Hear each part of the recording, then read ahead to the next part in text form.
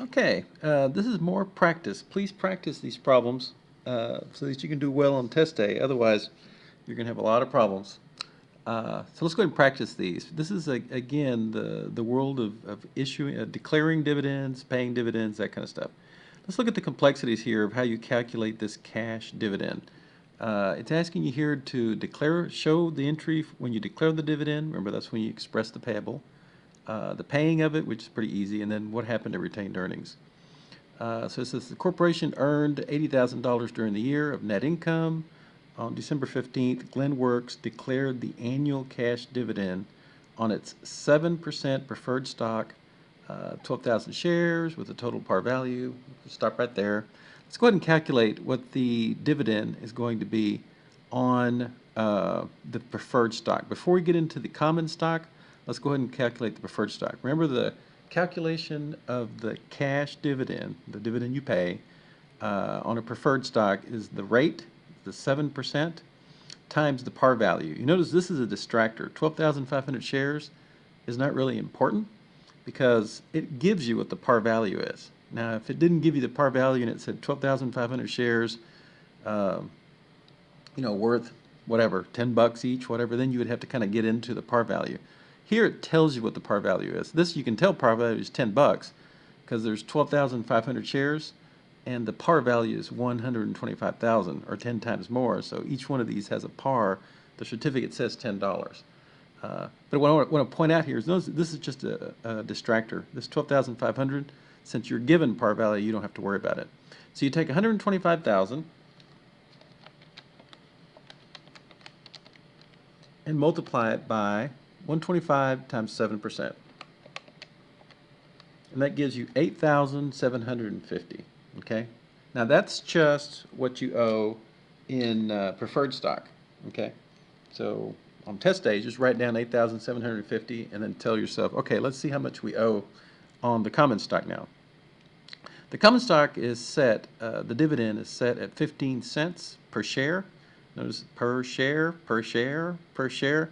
Well, here's the number of shares. You'll notice here the distractor is this is not important. Par value is not important. The share is expressed as 15 cents per share. So if you take 15 cents or 0.15 times 35,000 shares, you get the common stock dividend. 35,000 times 0.15 gives you 5,250. Now you write down 5,250 on a sheet of paper. And now you just sum, okay? You sum the dividend, the 35,000 times the 15.15 is 5,250. The 7% when multiplied against the total par value is 8,750. All you have to do now is add 8,750 to 5,250. You get 14,000.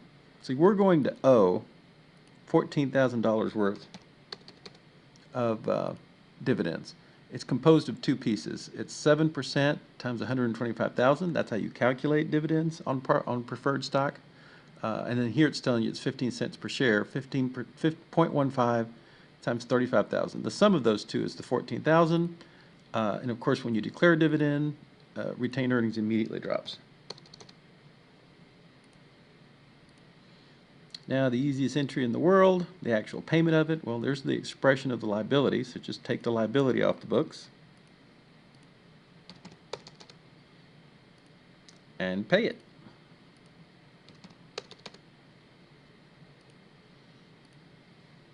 And then here you kind of get this thing about, hey, tell us what happens to retained earnings. Let me tell you the temptation you're going to have. The temptation you're going to have is you're going to say, okay, what happened to retained earnings? Let me look up and down my entries and see what happens to retained earnings. Your temptation will be to say, oh, retained earnings dropped by 14,000. You'll go decreased, and you'll put 14,000 there. That's wrong. That's incorrect because early in the problem it told you, oh, by the way, net income was 80,000. Keep in mind that net income, right, raises retained earnings. You close out, when you close out all the income statement accounts, all the revenues and all the expenses, that difference is taken to retained earnings. That difference represents net income. So this 80,000 is going to make retained earnings go up by 80,000. Okay, so this alone by itself makes retained earnings go up by 80,000. This drops it by 14,000. So if you take 80,000 minus 14,000, you get the net effect, that the net effect of operations is you increased retained earnings by 66,000.